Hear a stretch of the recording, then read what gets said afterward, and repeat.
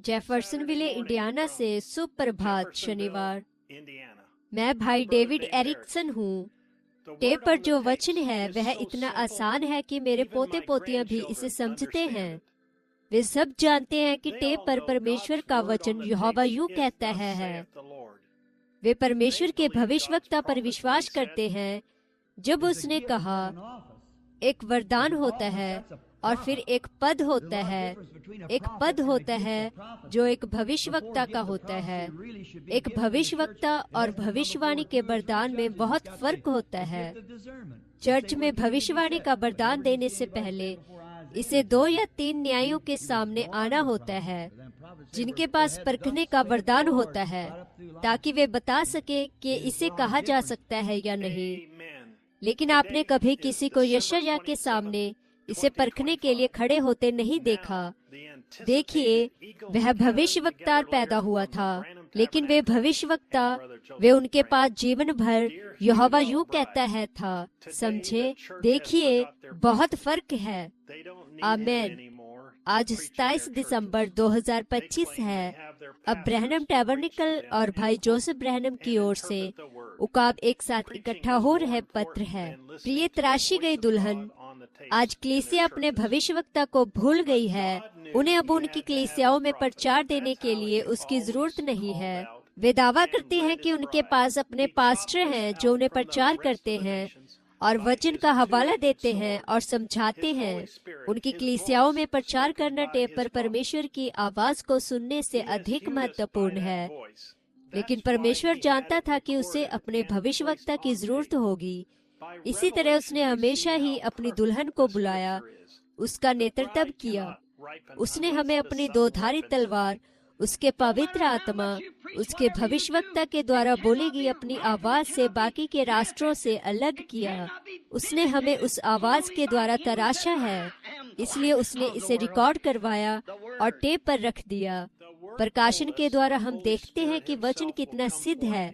दुल्हन तब तक परिपक्व नहीं हो सकती जब तक पुत्र उसे परिपक्व न करे। कोई फर्क नहीं पड़ता आप कितना भी प्रचार करें, आप कुछ भी करें, यह परिपक्व नहीं हो सकता। यह प्रकटीकरण में नहीं आ सकता। इसे प्रमाणित नहीं किया जा सकता केवल उसी के द्वारा जिसने कहा, मैं जगत का उजाला हूँ। वचन ने हमें बताया कि पवित्र आत्मा खुद आगे आकर और हमें परिपक्व करेगा, ताकि प्रमाणित करे, साबित करे और खुद को प्रकटीकरण में लाए।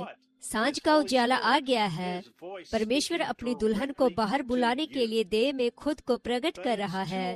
वही वो एक है जिसने आपको अपने पवित्र आत्मा, अपने वचन, अपनी आवाज के द्वारा बुलाया है।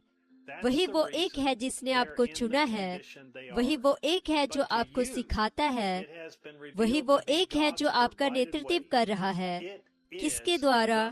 उसके पवित्र आत्मा, उसकी आवाज जो सीधे आपसे बात करती है।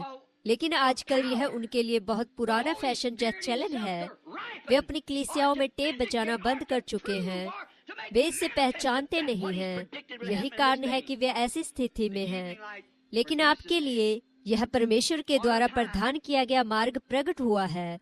यह आपके लिए यहोवा यूं कहता है वाला वचन है।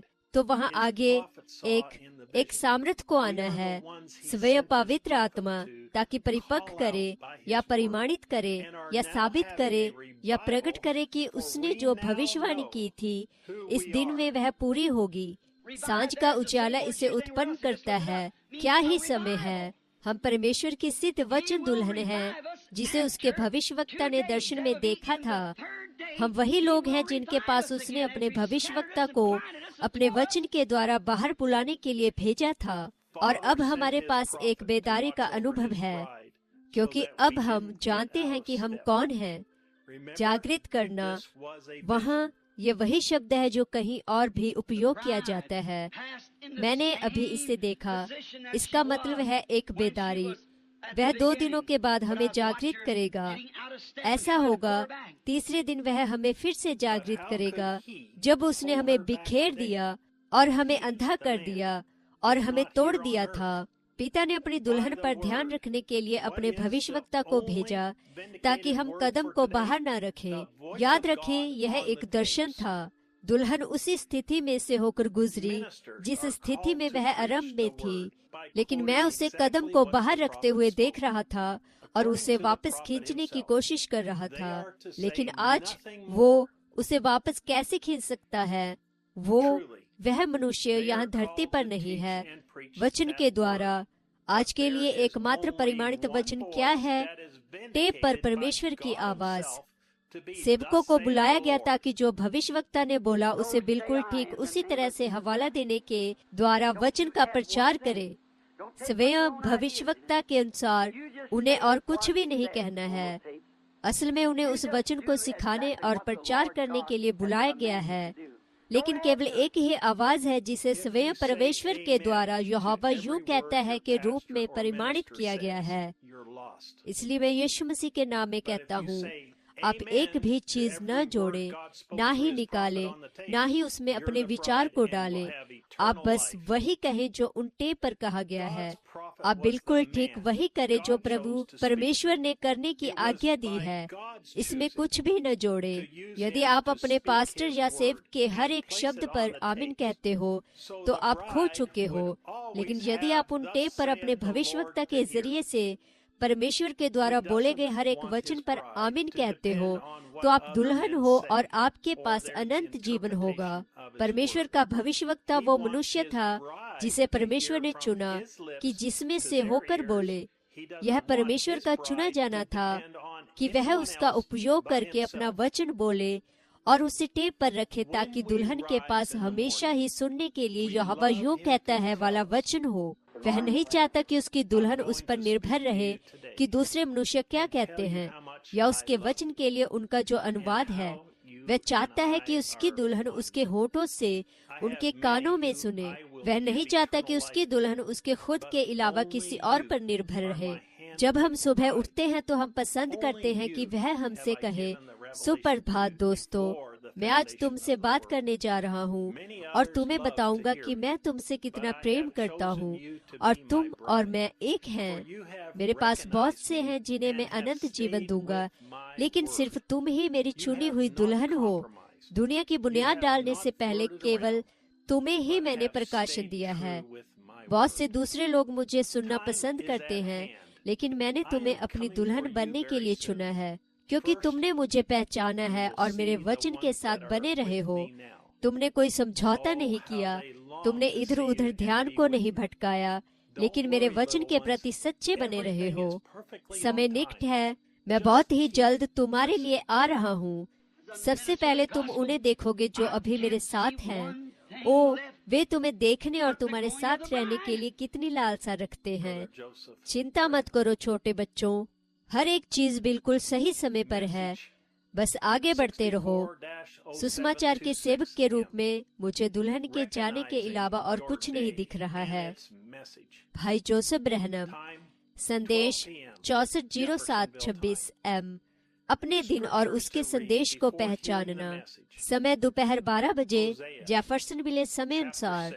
संदेश सुनने से पहले पढ़ने के लिए वचन।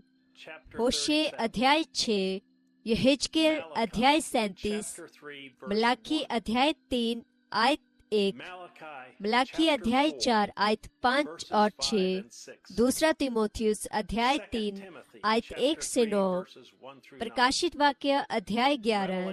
पवित्र शास्त्र का पढ़ा जाना इसी YouTube चैनल पर आज ही की तारीख के एक अन्य वीडियो में उपलब्ध है। आपकी सुविधा के लिए YouTube पर CC क्लोज्ड कैप्शन की सुविधा उपलब्ध है। इसके लिए ऑटो ट्रांसलेट चुनें और फिर उस भाषा का चयन करें जिसे आप स्क्रीन पर देखना चाहते हैं। अगली बार तक के लिए परमेश्वर आपको आशीष दे और शालोम। सब्सक्राइब करें और नोटिफिकेशन के लिए घंटी वाला बटन दबाएं।